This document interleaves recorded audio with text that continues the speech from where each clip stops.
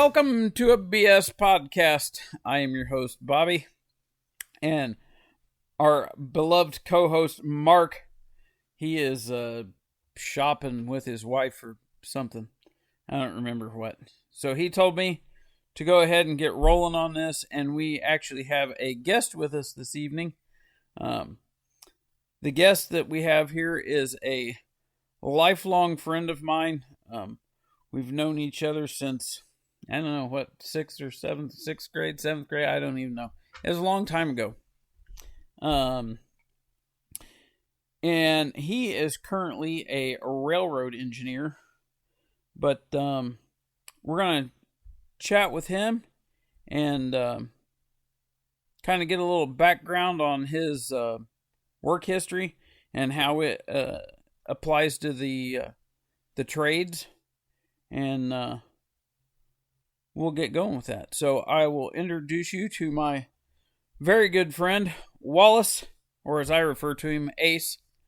He was Ace when we were growing up, and I just always had a hard time breaking the habit. So you'll hear me call him by both names.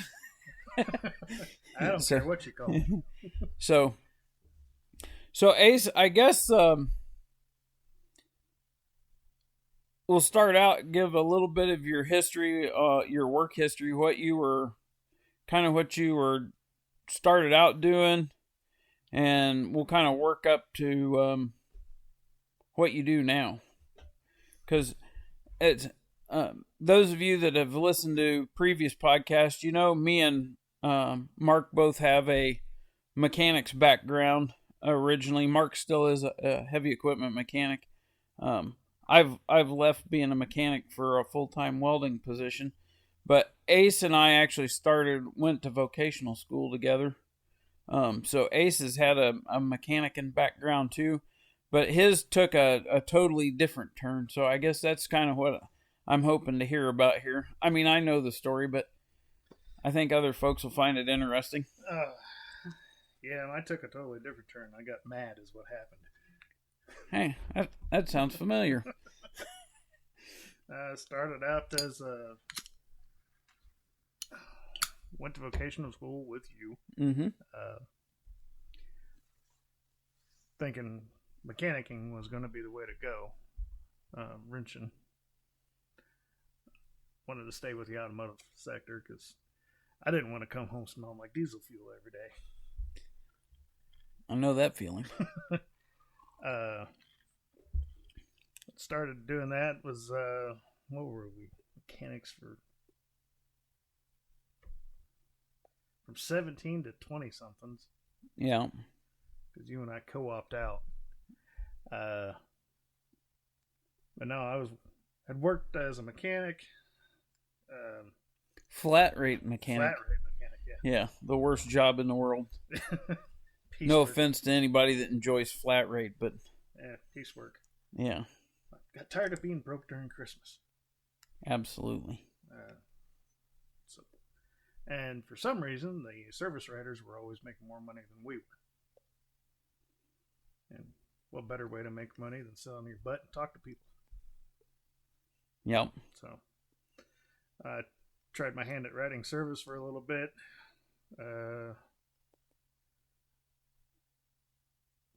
Transitioned to a few dealerships.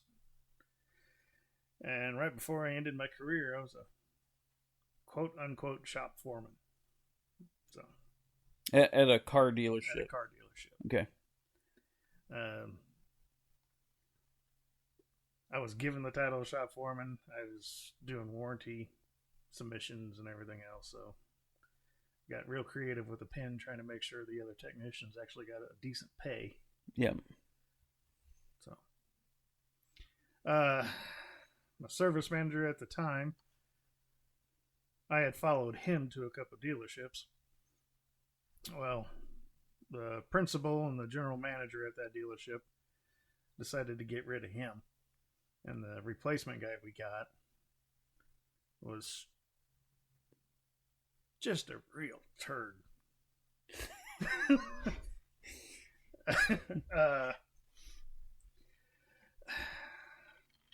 Shady. He was underhanded. at that point in time, I felt like the mechanics were, I don't want to say kids, but they were guys I wanted to take care of. Right. So, he had actually told me to do a couple underhanded stuff as knocking their pay down. And I had gotten mad. And my father had been on me about going to the railroad. Because he'd been working for the railroad for, at that point in time, I had 10 years in. When he retired, he was already 30 years in. Right. And he was what, second generation railroader anyway. Yeah, second generation railroader. My grandfather had worked for the railroad before that.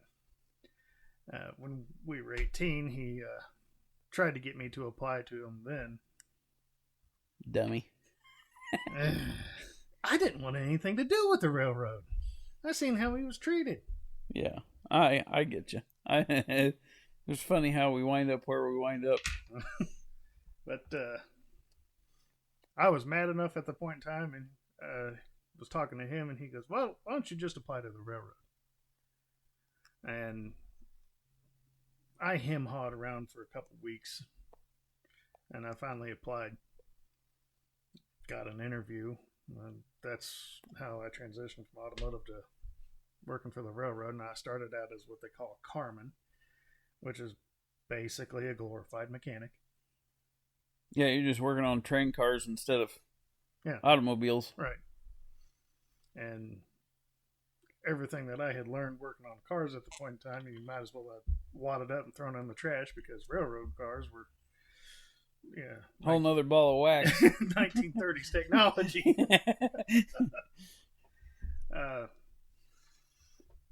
So, yeah. I still hear guys say, "Well, I could work on that if it had points in it." It's like, my grandparents are younger than points. I mean, if you're... And by the way, all my grandparents are deceased, so I don't have any that are younger than whatever. Well, they were.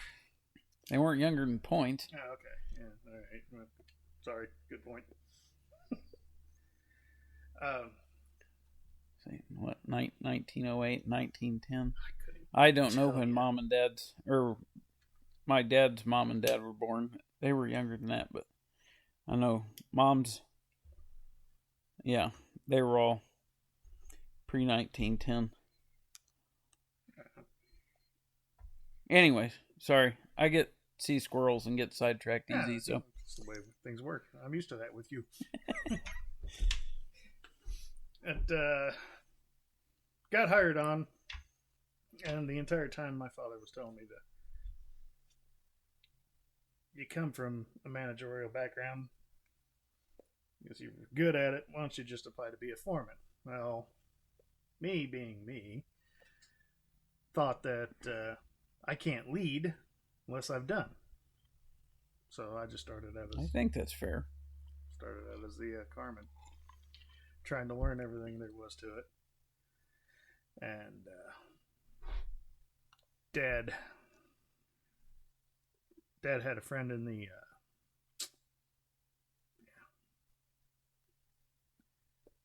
instructors, because at one point in time he was an instructor also.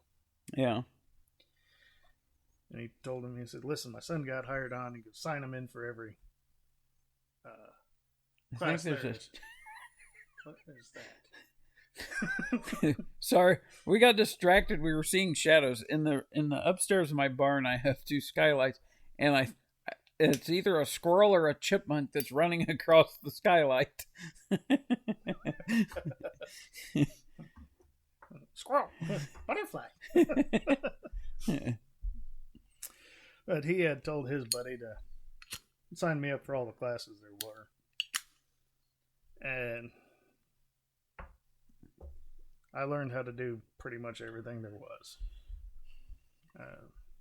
Working the trucks, which is what the cars sit on and actually ride on the rails. Working air brakes. And that made so much sense to me, because I was used to basically following schematics. Right. So following an air brake schematic was kind of like following a transmission schematic. Air applied here releases air released here. So that, like him, that's kind of the aspect I fell into. Yeah. As I got a little bit older with it, I started seeing dollar signs again, and I was like, I'm going to try to apply for a foreman position. And I had constantly applied for that, never getting chosen. Mm-hmm. And at that point, you're playing the seniority game, are you not? Yeah. Well, okay. Guys that were getting hired in had 6 months in as working as a carman, and were getting bumped up to foreman positions, and they were some real winners.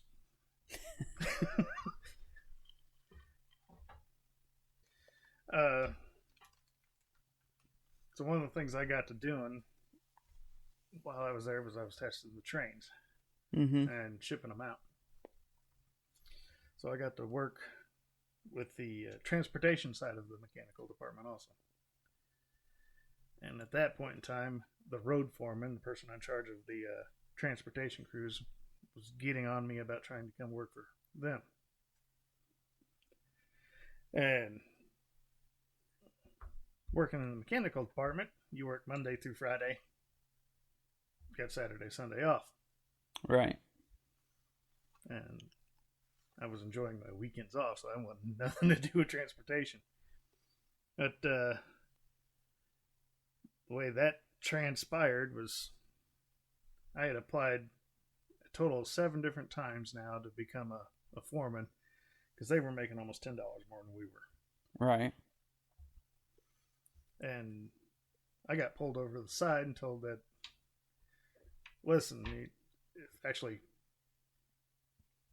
actually questioned about it, this conversation never happened, but you are qualified to do the job. You're more qualified than the guys we're choosing. We can't afford to lose you off the line. There's nobody that we have right now can do what you're doing. And I took that as a heck of a pat on the back. Right. But at the same time, you guys are doing nothing but hindering me now. So that road foreman had hit me up one more time. Said, hey, I got 2 positions open. I want you. Throw in an application for it. And I remembered that conversation with the guy at the mechanical department. And I was like, you know what? All right. Engineers are making almost $20 more than what I'm making. Let's give it a shot. And I applied for that, got the position.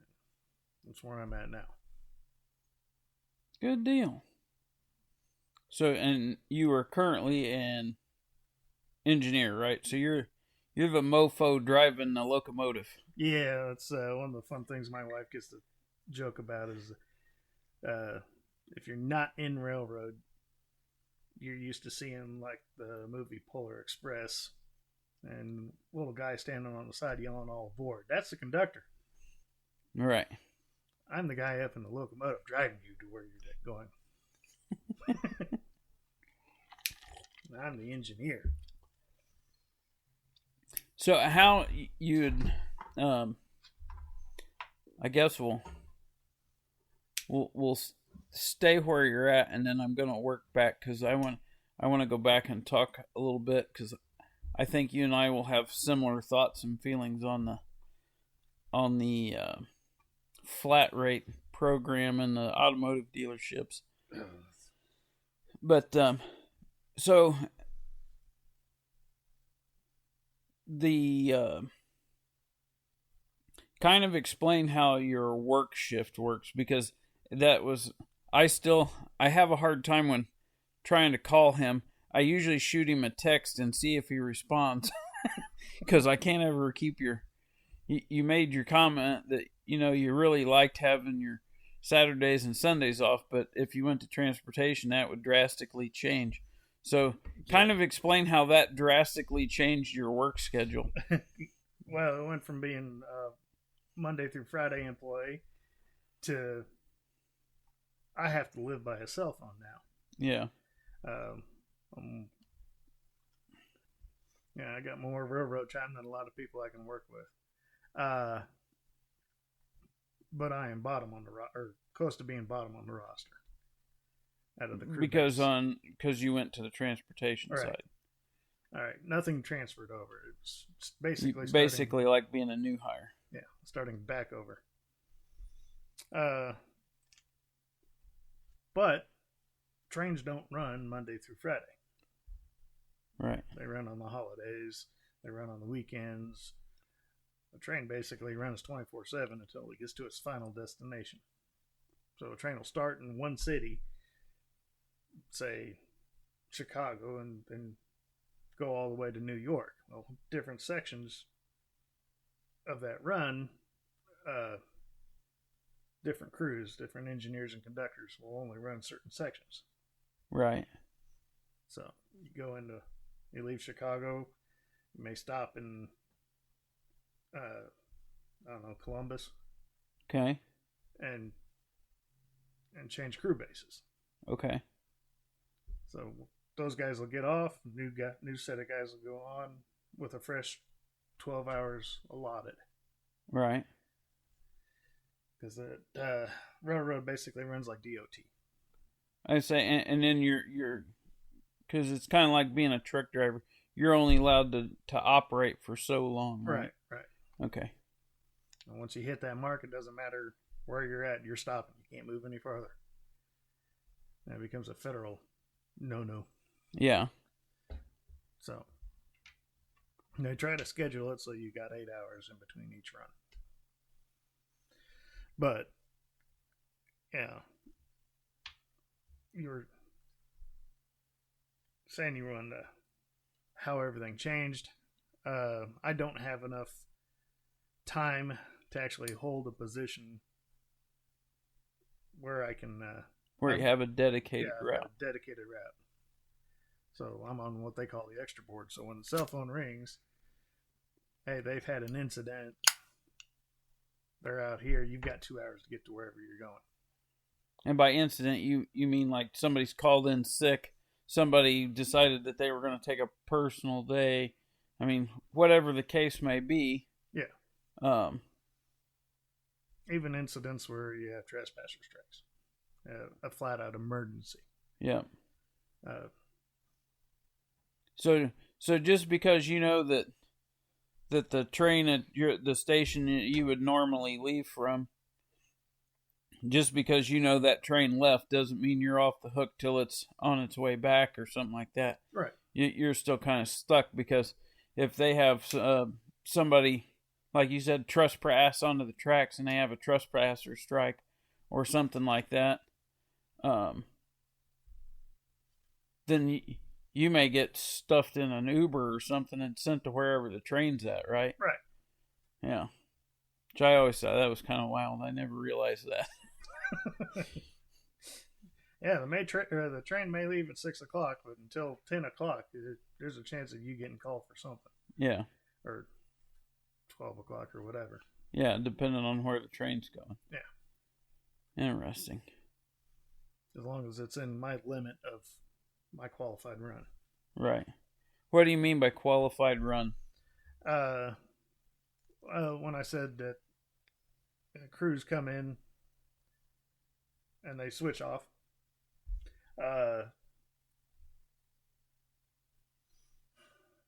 he's actually told me this before. I'm just trying to make him talk to you people. So yeah, and I'm trying to put it so I don't get in trouble.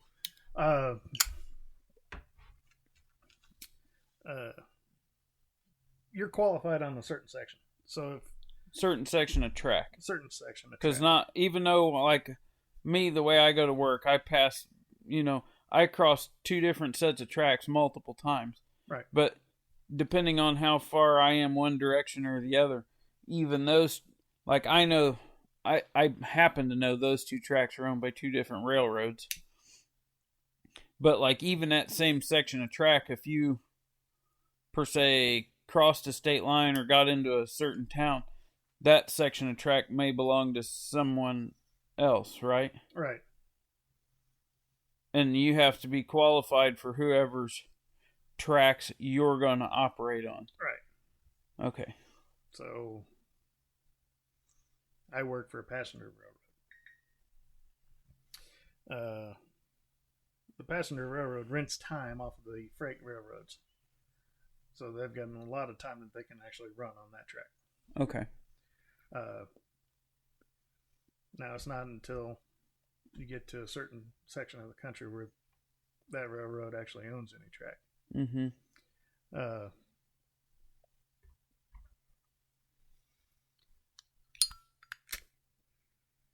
But when I said my section of track, in one direction I run, I want to say 240 some odd miles. Okay. It's somewhere around there. In the other direction, it's 426 miles. Yeah. In the other direction. So I've got to be qualified on that entire 800 miles, whatever it is, 600 miles. Right. So I've got to know where every turn is, every stop is, every slow down for coming into every city. Mm-hmm. And that's your qualified track. That's what you're qualified to run on. And then you have to have all them stupid signal. I shouldn't say stupid. They're important for you. I've looked at your study guide before, and it just baffles me that you have to understand all the signals and stuff and memorize them. Every color means something else. Every combination of colors means something else. Yeah, it's wild. The easiest ones are red stop, greens go, and yellows be cautious. And then do the signals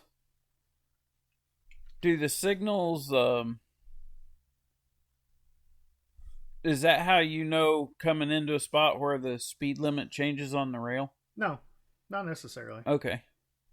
So how do you know that, or does that come through your communications on the locomotive? Depending, yes, that's a problematic question right there. And the section of track I run on is antiquated. Mm-hmm. There are some engines that have notifications that come up and actually tell the engineer that, hey, you are coming up to a 45 mile an hour speed restriction and you're traveling at 80 miles an hour. Or in certain sections out on the East Coast where they run a lot faster.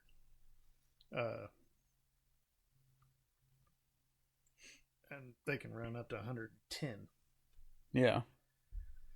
But yeah, they've got little warnings that notify the engineer that, hey, you're coming up to a certain area, you need to slow down. On the section of track I run on, you've got to have everything memorized. Okay. And now, see, I never realized that. Yeah. I mean, we've talked about this numerous times, and I never pieced that together. Yeah, when I said a combination of lights, basically all that does is tell me that within so many miles, I'm going to go into a siding. That I need to slow down. So I'll get something like an approach limited. That I'm only allowed to go to a limited speed through this siding. Okay. So I've got to slow down from whatever. What is a siding? Sidings, like a town or a specific spot in the track? Yeah, it's a specific spot in the track. Okay. When you're traveling down through a rural area Mm-hmm. and you see trains, usually it looks like they jaunt off from one another. Yeah. So you've got a length of track. Yep, I go past. Think of like a passing lane. Yep, because I go past one where it goes into a foundry, and that's like sometimes you'll see them. They'll come up and they'll in the mornings when I'm going to work. It drives me crazy because I have to find an alternate route to work because it shuts that whole intersection down for an hour or better, because they'll go past on the main line, run the cars in if they're dropping off empty cars there, and then if they're going to reload those cars for some reason, they'll pull the front or the part of the train that's not being loaded. They'll pull it out and pull it onto that spur, and then there'll be other trains that'll jet by. Yeah. That's a siding track. Okay. Like I said, the best way I can describe it to you is like a passing lane. Mm-hmm. But unless the dispatcher at that point in time tells you what you're doing, it could be a shock. So you can get permission to run on the main track. And like I said, depending on what kind of dispatcher you have, they might tell you what's going on. Hey, you're going to be meeting a train at such and such location. Or they can leave it up to a surprise. Instead of getting green lights all the way, all of a sudden you get an approach medium, an approach limit, or something like that. Something that reduces your speed. Okay. Or tells you to reduce speed. Yeah. So everything's based on colors of lights and combinations thereof. Okay. And depending on what railroad you're working on, the same light, color, and combination could have a totally different meaning.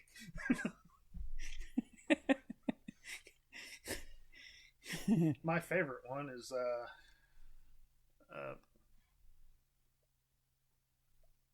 on one railroad, a red over yellow, solid burning yellow. Okay. Means a slow approach. Mm-hmm. On a different railroad, the red over yellow means a restricting, which means if anything happens while you're going under that signal, it's mubba. So then that means you have to not only memorize the signals, you also got to memorize where, like, so a marker post or a mile marker or whatever it is along the track, you have to memorize that so you know where it changes from this railroad group to this railroad group. Mm-hmm. That's nuts. And then they have something called speed signals and route-based signals. So, and see, it amazes me that, like, you would think, me as a layperson not being in the railroad, I would look at that and be like, I don't understand how that's not, like, nationally regulated. Like, highways and roads and stuff with speed limit signs, stuff, that's almost like here in Indiana where we live, a stop sign being an octagon, and we go to Michigan and all their stop signs are triangles. Mm-hmm. Well, in Indiana, those are yield signs. It's like, that's nuts to me. But that's not regulated. That's interesting. But in the same aspect, because I don't work for a freight. Right. A lot of freight engineers are only qualified on their particular railroad. BNSF's got their own thing. CSX got their own thing. Okay. NS got their own thing. They may not traverse over anybody else's railroad. Yeah. So that may only apply to somebody that's right. Okay. Got you. That's interesting. I am glorious enough to operate on. I got to travel through 7 different railroads. And I've got to have all those memorized. That's what insane. They mean. That's crazy. Yeah, because I've seen you, like, I remember every now and then I've shot him a text, see what he's up to. And he's going and getting his research on his signals. And I get a picture from a hotel room of a book and all these lights that I have no clue what this means. And it's like, oh, yeah, let me know when you get home. I ain't going to bother you while you're trying to memorize all that stuff. And then you have to recertify. You personally have to get recertified on the signals, what, every year? Yeah, you're tested every year. Every year. And what kind of score do you have to get on said test? Anything under 100% is an automatic fail. And how many chances do you get? You're given 3 chances. Yeah, basically 3 chances of taking the test, getting 100%. And if you don't, good luck. So sorry. Find a new career. Yeah. Don't pass go. Don't collect $200. Now, let me ask you this. Now that you've been doing, I'll back up. Let me back up. After you got through it initially and you became an engineer, the second time you went into research, was it easier for you? Since you'd been using the signals all day, every day? Signals. That's one of the arguments that conductors give us all the time, that they don't see the signals day in and day out like the engineers do. Yeah. But they're expected to know them just like I do. Yeah. But, yeah, I'm looking out a window like driving a car, and you just don't have to steer. Yeah. Oh, that's my favorite joke. I've had a couple people ask me, well, how do you keep that thing on the rail? And I tell them, well, they give us the little knob that we got to turn. And you got to get real good at playing video games to do this job. There are literally people that don't understand that it follows the tracks. Yeah, they think you have to steer it. Yes. Oh my. The shape of the wheel actually guides it down the track. The only thing I got to worry about is how fast to go, when to stop. Yep. So. That's funny. So what happens if something's blocking the track? Like you talked about trespassers earlier. So, and you don't have to get into any specifics, but like how does that get determined? Can you talk about that? What's my reaction? What do I get to do if something's blocking my way? Yeah. Well, on a clear day, and I can actually see it, I'll stop. I'll stop the train. Okay. It saves the company, it saves me, it saves whoever's blocking the track or whatever's blocking the track. That's my biggest pet peeve is you get those little flashing lights on the railroad crossing and those big arm gates that come down and people just drive around them. Don't even care. That's insanity. Flashing red lights and, gates in front of you don't mean anything. Just go around it. If you'd wait 30 seconds, I'll get by you. Yeah. Because I don't stop on a dime. You think semis complain about stopping. I'm prepping a stop a mile and a half, 2 miles away on a normal stop. Yeah. An emergency application for me still takes me about 3/4 of a mile to get to a complete stop. That's crazy. And I'm pulling hundreds of tons of equipment. Yeah. So, yeah. That's interesting. The reason I ask about that is when I first moved to where I live now and I was working for the fuel shop, I remember that was a pretty active set of tracks that ran through that little town, and it was a freight carrier.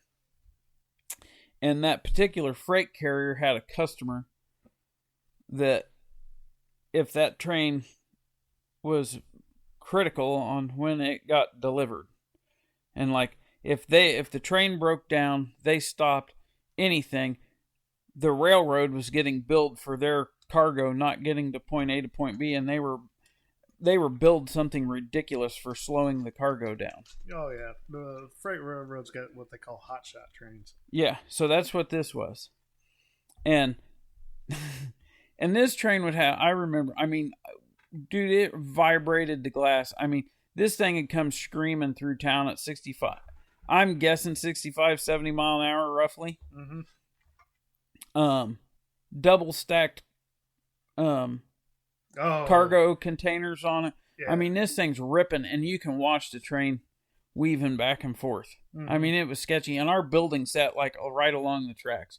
But anyways, the reason I asked you about that was because I remember I had been up to visit a customer up north of that town, and I was coming back in, and I seen the train was stopped, and I noticed all this emergency stuff around, fire trucks and cop cars. And the closer I got, I realized that there had been we had this one set of tracks in town, and there are signs everywhere. And it tells you not, if you're in a truck, not to go over it because you're going to high center. You had a low boy high center, didn't you? Yeah. Oh, good Lord. That scares me.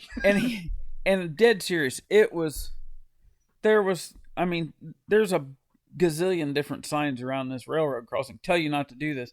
And this moron goes across it anyways, gets stuck, and he's running around. And this was at a time when cell phones were really just getting, where people had them. This guy in the truck didn't have a cell phone. He had to go uptown, walk a block and a half back into town to get to a payphone and try to get somebody called the railroad. Well, I think he actually went to the fire department. And they called the railroad, told him, and they're like, it was a hotshot train. Mm-hmm. They're like, that train doesn't stop. They're like, if it stops, it's this much, and we're billing you for it. Yeah. And it was... it's a ridiculous amount of money. I don't remember what they said, but it was astronomical that I can remember. Anyways, long story short, the train didn't stop. And this dude come blasting through there. Never even slowed down till after he smoked. And the driver of the truck was out of it. They were standing there with the fire department and everybody when the train came through. And the train just blows through this. Knocks the big Cummins diesel engine, breaks it off of the bell housing of the transmission, throws it out into the yard of a house because as I come around the corner, I can see this big red Cummins engine laying in these people's yard, and I'm like, holy crap. I laugh about that, but you don't have any idea how scary a lowboy is for us. Because if we're driving down the road, semis are one thing. This is like a box truck. Yeah, I've known guys that have hit concrete trucks. Yeah. Here within a few years ago, one of our guys had hit a trash truck. Yeah. But the lowboy trailers, the ones that dip down and ride 6 inches off the ground and it's normal. Mm-hmm. That creates a whole different ball game because the wheels of the train I've seen and read incidents where it's happened. They can hit that lowboy and rocket that locomotive off of the tracks. Yeah. Ooh, God. And at that point in time, you have no control. Yep. Well, I remember in that scenario, because, of course, it was a small town, so you knew most everybody that was around when things went down. And I remember, so the truck gets hit, the train gets through the truck, and, of course, now it's an incident, so he has to stop the train. Mm-hmm. And I remember one of the guys asking him when he was done, and I know for a fact the company that owned the truck told the truck driver he was no longer employed, and he was like, well, what? And he wasn't even from the state. He was like, well, what am I supposed to do now? And he's like, hire a cab. We're done. Nice knowing you. Nice knowing you. You've just cost us a whole bunch of money. But I remember some of the fire department guys were talking to the engineer on that train, and they're like, well, what do you do in a situation when the train's blocked like that? He was like, well, since they couldn't really tell me what was in it, he was like, and by the time I got the call, he was like, I'm just outside of town. He was like, I can't stop in that distance. So he was like, I have to make the decision whether I think I can make it through it or I can get the train stopped in time. And he's like, I knew with the amount of cargo we had and how far I was out when I got the call, got the message that there was something obstructing the track. He was like, I was too close. He was like, I couldn't. So he says, I had to make a guess on what was in it. And then I basically said, we're going through it. And he says, so I lay down on the floor, hide from the glass, and wait for the bang. And I will never forget that guy saying that. It just cranked me up. It's like, I just can't imagine. I mean, the thought process of that happening to you personally is just got to be like, huh? But it's pretty wild. Like I said, I knew a guy that hit a concrete truck one time. And he seen it, and the only thing he did was just hit the bottom of the floor. Because there was no way he was going to get stopped in time. He hit the brakes for an emergency application and just dove and hit the ground. But yeah, depending on what it is, if you can get stopped in time, you're making split-second decisions. Yeah. I know personally for myself, I've got one kind of truck that I know I'm not stopping. There's no way I can stop. Mm-hmm. Propane trucks.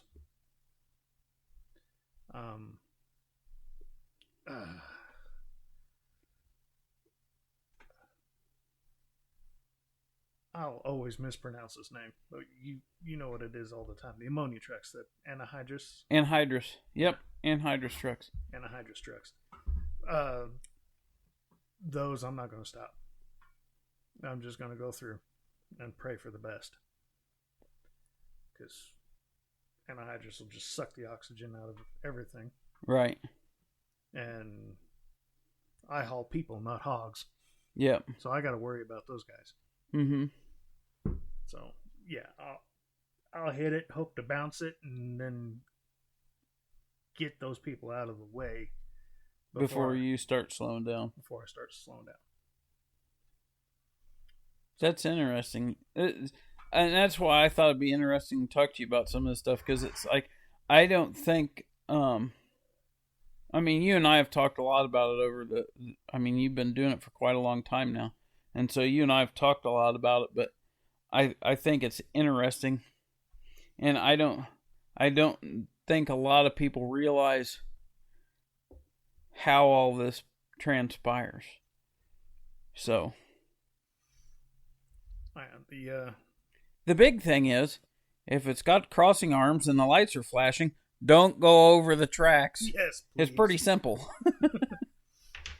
And I'll be honest, I watched, because they're close to where I work. We have multiple sets of tracks that run through that area for freight, and I watch people, multiple times a week, run the crossing arms.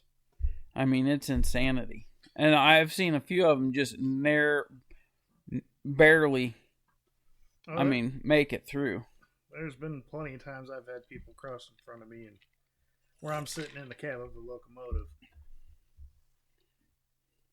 you have a very short window that when your car disappears from my view, mm-hmm. that you've got enough time to get past me. Yeah. And, I've had cars that have come up, and I see them coming up at the very last minute, because a lot of these crossings are blocked for us. Right. By trees and brush. Right. So we don't see what's coming until the very last minute.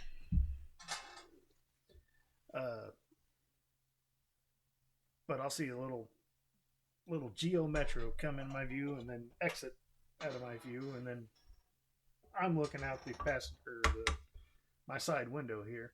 Yeah. Hoping I see their little car. Right. The biggest time I had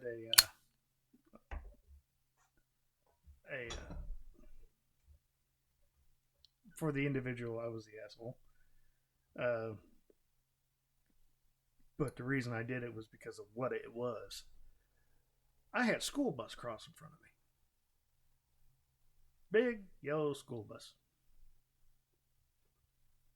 And close enough, I got his license plate number and the number on the side of the bus, and I told the dispatcher to call the school and get that guy take his card.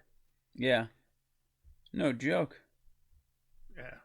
Nothing like looking at the faces of the kids that were on the bus in pure panic. You know, kidding. Holy cow.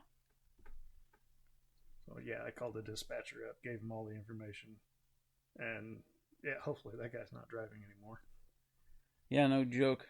That'd be the bad part when you run into a situation like that, because you never really know how that pans out in the end. No, I have no information. Yeah. I can't. That would drive me crazy. But that was my worst panic moment for me, because I can deal with somebody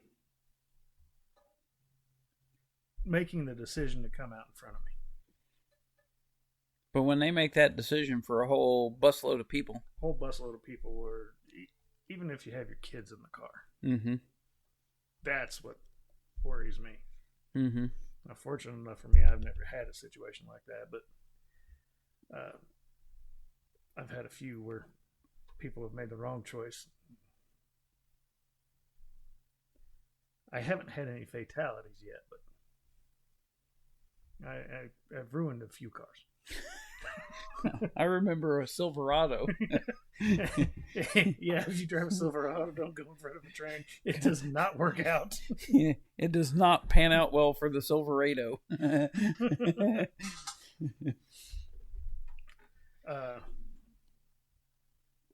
And holidays are usually a rough time for us as engineers also, because you don't understand what people are going through and they just walk out in front of you. Yep. Well, and we had an incident when I was still working at the fuel shop in that little town.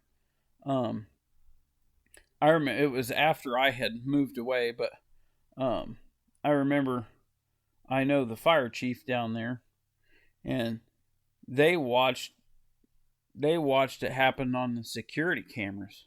Or, well, after it happened, they weren't like sitting watching the security cameras when it happened, but they realized that the accident was visible on their security camera. So they went back and watched it after the incident happened. But there was a spur for an old mill in that town, and they usually had maintenance stuff sitting there when they would work on the tracks and stuff like that.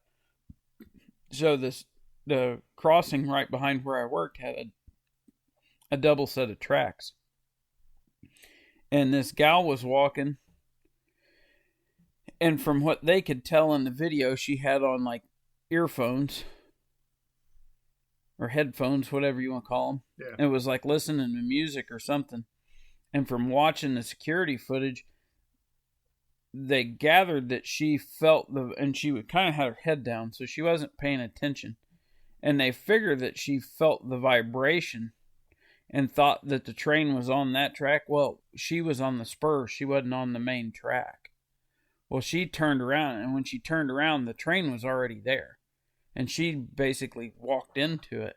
And they were, when they watched it, they were like, we just don't think she even had a clue. Because it's not like she was like, she didn't appear to be like suicidal or anything like that. It was just that when they were watching her, they said it was like she realized she was like you missed a turn or something, and they said she just turned around and she was gone. Yeah. Yeah. But they said she never looked up, nothing.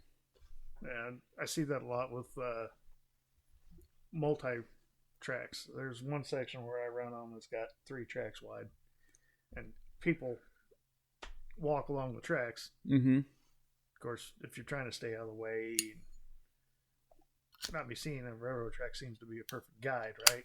Mm-hmm. And that's great and all, until there's traffic on that rail. Yep. But I've seen videos of others that they do the same exact thing. They're traveling down one track, they can feel the vibration of a train coming, and they just step over to another track, not knowing that's where the train's at. Yep. So.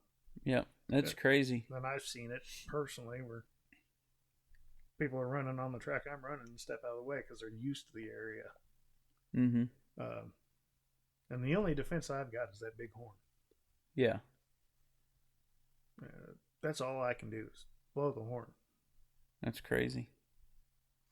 That is absolutely crazy.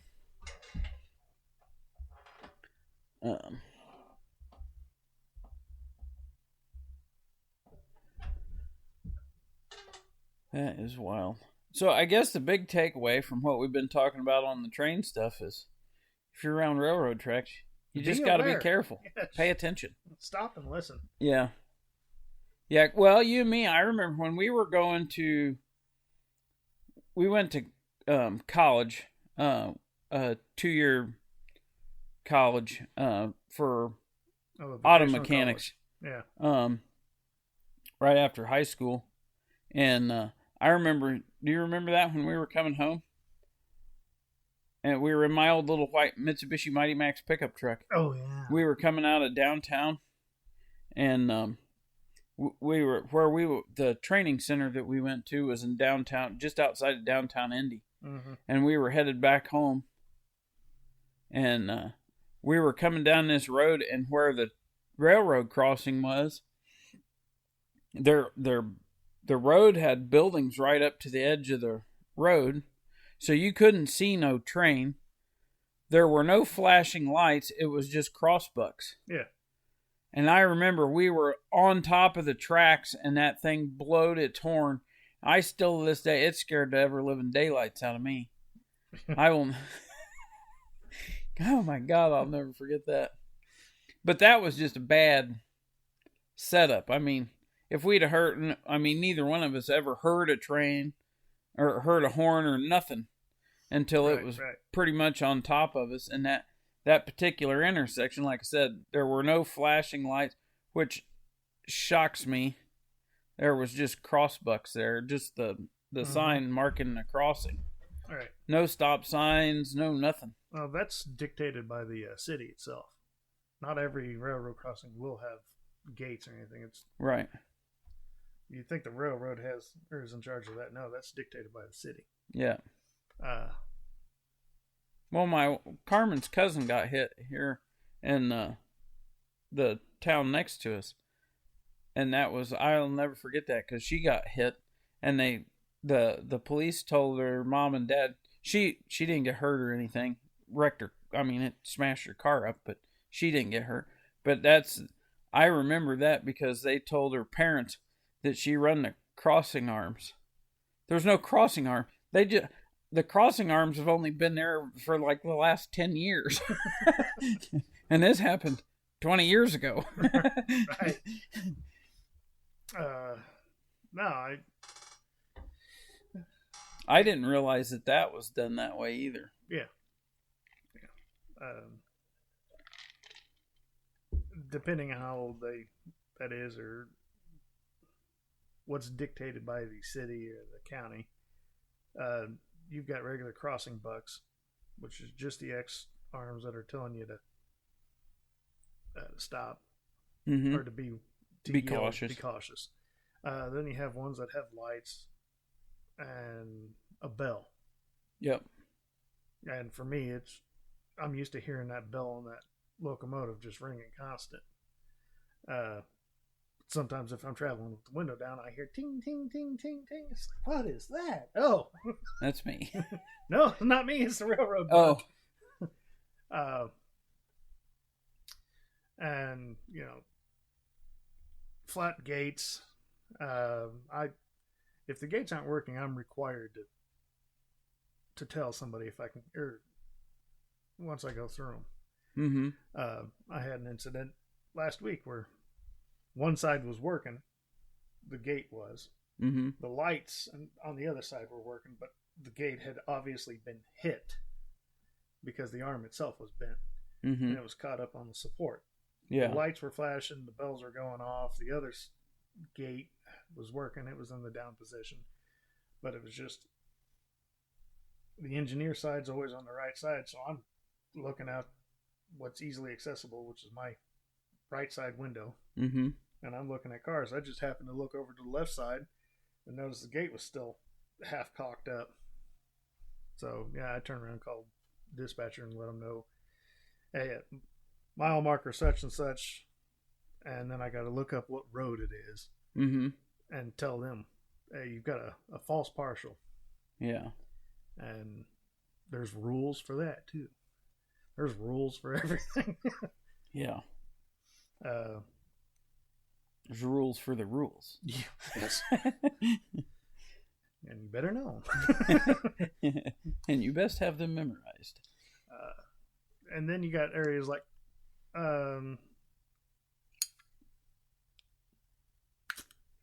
there's one in Kentucky, there's one in Illinois.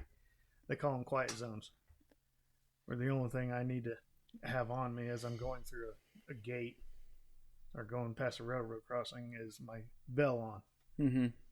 So I'm running through a quiet zone with my bell on.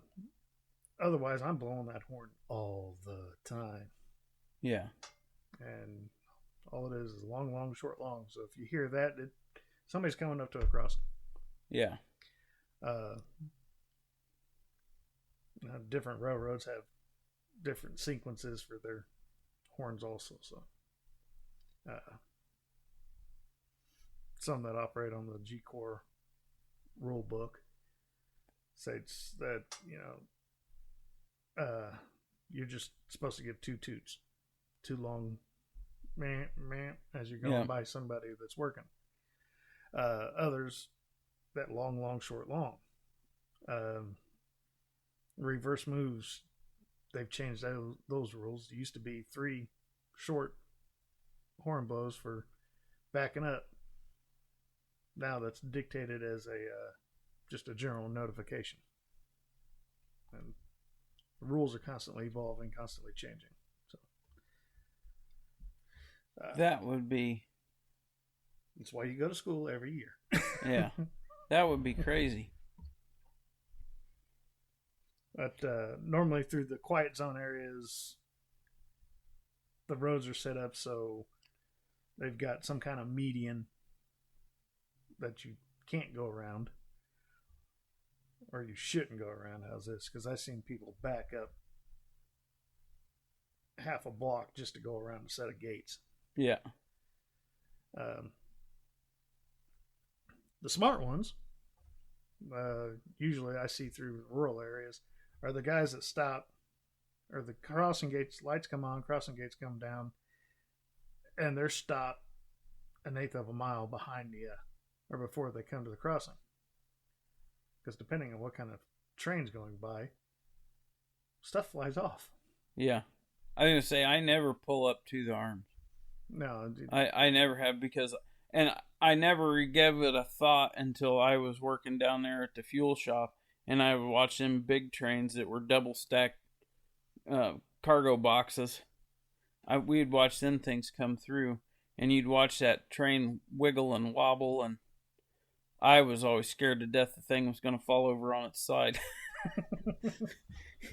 I just never realized how much it would swing back and forth when they're double stacked like that. How much movement they actually have. And it was like, after I seen that, I was like, I would, like, if I could see that it had double stacked containers on it, I would stop even farther back. Believe it or not, it actually takes a whole lot of wind to knock those things over. But well, I get that, but it's like, I don't know. It still made me eerie.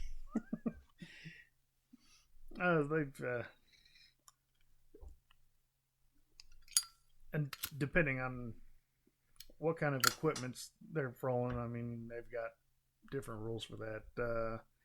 I've gotten stuff on my bulletins, which is just the sheet of paper that I have to run on. Mm-hmm. It lets me know, hey, you got a speed restriction here because the rails got a little sink to it, or you got guys working out in this area. So I was going to ask you about that. So when you take off on a run, do you have something that tells you, like, hey, they're between mile marker such and such, and, you know, from mile marker 14 to mile marker 24, they're working on the track? Or yeah, they got work zones. Yeah. Okay. And so is that like, do you just get like a sheet of paper? Yeah. Or do you guys have like a iPad type of thing? They're transitioning to the iPad kind of thing. It used to be that I carried a tablet. That was the word I was trying to spit out. Yeah. No, it used to be that I had to carry every rule book for every railroad. And then there's subsequent bulletins. Mm-hmm. But now everything's on an iPad. But it's the bulletins that you're asking about. Yeah, I'm given a sheet of paper, and not just a sheet. It's usually a book. Mm-hmm. It's usually about 8 to 12 pages of information. Yeah, that what we lovingly call the Spurry truck. They've got trucks that run the rail to see if there's any areas that are going to need work. Mm-hmm. And they can dictate how fast we can go over those areas. Pardon me. But if guys are working in it, yeah, we're told from, like you said, mile marker 14 or whatever to 14.6, you have a work zone. Foreman such and such is working through this area. And I have to call and get permission through. Okay. Because if I go in there and without permission, you're fired. Just another safety aspect. Right. But believe it or not, with all the technology that's coming out, I've now got I've now got a computer system on the locomotive that tells me ahead of time that these areas are coming up. Okay. It used to be that you had to have every aspect memorized, and it behooves you to know this, or as the engineer to know all this, that you were just running on that sheet or that piece of paper. Yeah. So you had to memorize what was going on that day over that section of track, and as you're coming up to it, knowing what you have to do then. Now with the computer system, it's a reminder. Hey, you've got something coming up. Yeah. Whether it be a work zone or a speed restriction or whatever. Interesting. And it's built in the locomotive now. The tablets, I know at some point in time, I'm no longer going to have a hard copy. It's all going to be digital. Just whenever. Right. The railroad dictates that that's going to happen. We all have this lovely adage that the wheels of a train move slowly. Yes. Well, it's like you said, when you were a carman, you were working on 1930s technology. Yes. So let me ask you this, and this is honestly a question I don't know that I've asked you in a long time, but I'm going to ask it now. Has it been a good career choice for you? I mean, don't get me wrong. I know there's some ups and downs. Ups and downs to everything. Because I remember when you first became an engineer and you had to move away from your family for 6 or 8 months, and yes. I hated life then. Yes. Has it been a good career choice? Yes.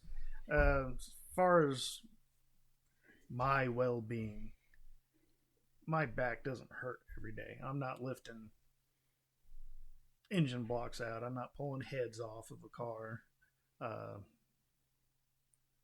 Physically being, yes, it's been a great career choice.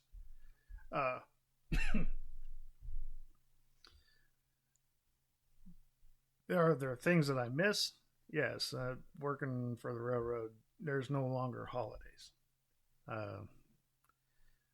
Birthdays, anniversaries, funerals, graduations. Great, yeah. I missed Hadley's graduation because I had to work. Yeah.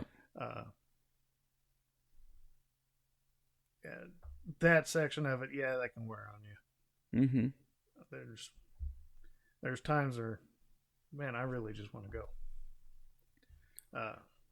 And depending on what it is, I mean, you're going to have that no matter, even... Yeah, depending on your aspects of life. I remember when I worked for the city as a mechanic, if we had snowfall, even though I wasn't out in a plow truck, if they had more than 4 plow trucks out, we had to have at least 2 mechanics in the shop. Right.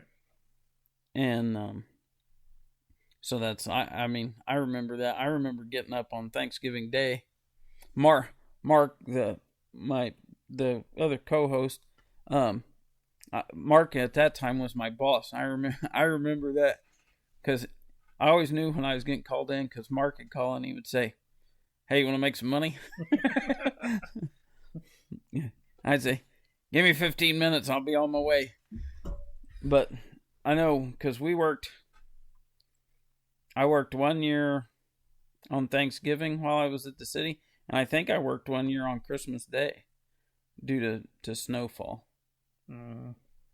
So that's one of the things. It's depending on what kind of, well, even where I'm at now, I personally don't have to worry about it too much. But that's like, I work for a dirt company, but like even we have in the wintertime when we're not doing as much dirt work, we have snow plowing contract, like big, like for some of the hospitals and stuff like that.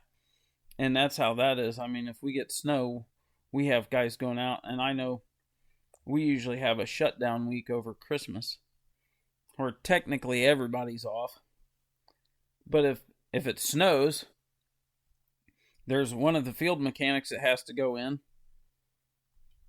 or has to be available, and then the guys that go out and plow have to be available. As their welder, I don't have to worry about that too much, but just if it breaks. Well, and usually in that, because we have enough equipment, they'll swap something out that week. But I know the first winter I was there, I got called in. But it wasn't for snow stuff. It was, hey, when we come back to work, we have to have these for a job. Mm-hmm. So I had to go in 2 days of the shutdown and build some stuff. Yeah. So, and that's, so I don't think it's going to matter if you're in a trades type job, depending on what you're doing and where you're at. I think you're going to have to deal with that to some extent, or the possibility of dealing with that. The only different thing I can add is not, don't think it was you per se as much as it was. I got asked one time the same question: is there anything that you miss? Mm-hmm. running a locomotive versus working on everything with your hands. And I had to sit back and actually think about it, because I didn't know how to describe it, but now I do. The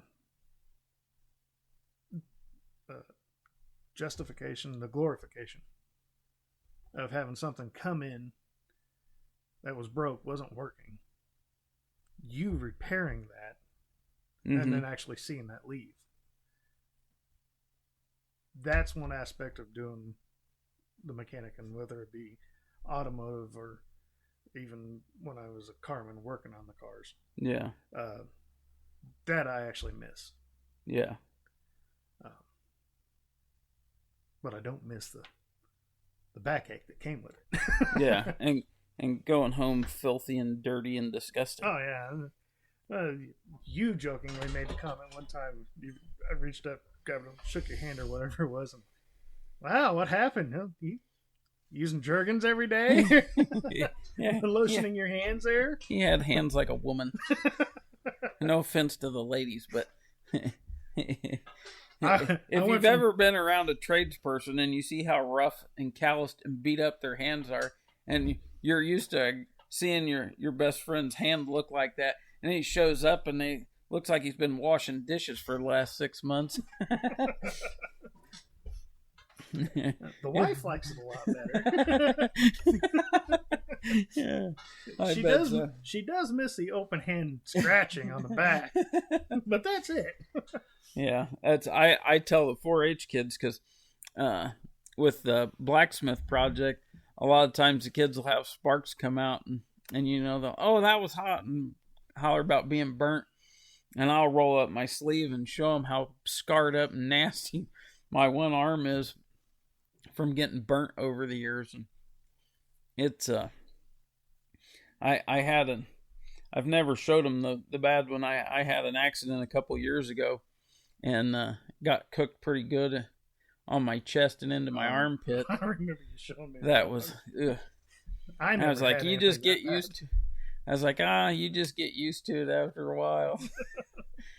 But I wanted at some point, I wanted to go back and talk with you about being a flat rate automotive mechanic. I know it's been a long time since you've done that, but I think that would be an interesting conversation.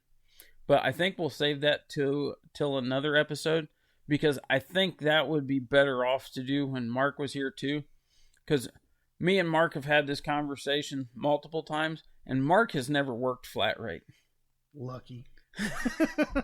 So, but he's never worked 40 hours a week and gotten paid for 5. Yeah. So yeah, he never lived through the whole flat rate thing, because he'd always worked on ag or heavy equipment. Oh, okay. So, but we'll save that till another one, and we'll have to get together and do it again, because I think that'll be a conversation.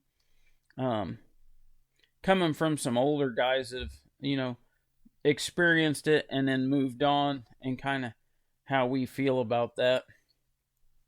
A whole nother podcast. Yeah, that's definitely a whole nother podcast. But anyways, hey, Ace, I appreciate you taking the time to sit down and chat with me today. I think folks will find this very interesting. I know I enjoy listening to you talk about it, because it's so much different than what I'm used to. But appreciate you sitting down with me. Oh, thanks for having me. I wish Mark would have been here, because I know Mark would have had 10,000 questions. This probably would have turned into a 6-hour podcast if Mark was here, I'll be honest. And but anyways, I won't keep you. And besides that, we need to go hang out while you're here visiting. So, because actually, Ace doesn't live close to me anymore. I got to burr up my butt and moved far away.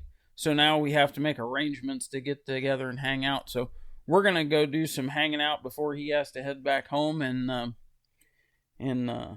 anyways, appreciate y'all listening. And thanks for tuning in. And we will catch you next time.